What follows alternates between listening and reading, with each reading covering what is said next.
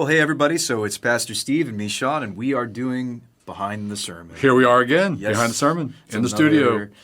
Yay! Just talking about it. Yeah. So okay. So you were teaching on a pretty controversial topic, I think, in the church. You were talking about Sabbath. So why us new covenant believers don't have to in Why the are we same not? sense, right? So was there anything else on this topic you wanted to tell our people out there?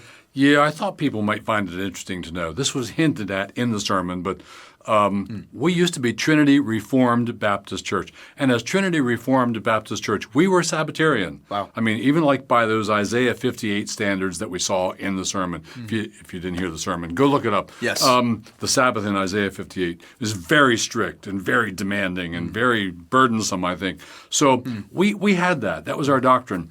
And I want to say, on the one hand, it was really wonderful. Like I wish that it was, the Sabbath was commanded for us to observe because To rest and to well, it was not just the rest. It was spend your whole day in things that are profitable for your soul. That was the thing. So spend all your time and all your thoughts and all your fellowship and all your getting together. You'd get together with people, and they did not talk about how are the Orioles doing. Rather, we were like trained to talk about how's your spiritual life been? Are you reading anything good? Let's read some scripture. Oh, that problem, let's Stirring pray each about. other up. And you really spent the day, fellowshipping, stirring each other up. So that was wonderful, really. But it was also a burden because there were just all these laws about what you could and couldn't do. And it's really wonderful to not have that. So for me, a question is kind of like, how can we not have the Sabbath? Because Scripture does not put us under the Sabbath. We're free from the Sabbath.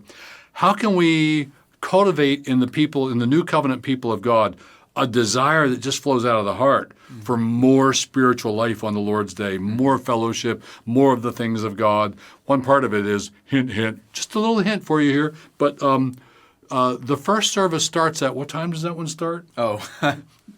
Because That's going to be people 9, tend to come in like 10 minutes late, and Yeah. I would encourage you to get there for the very start. Get there early, prepare your heart for worship, fellowship with people, enjoy it, catch the very first opening song because it's worship. So how do we inculcate in people a desire to spend more of their Lord's Day in things that edify them? And not just that day, every day, really, to do more.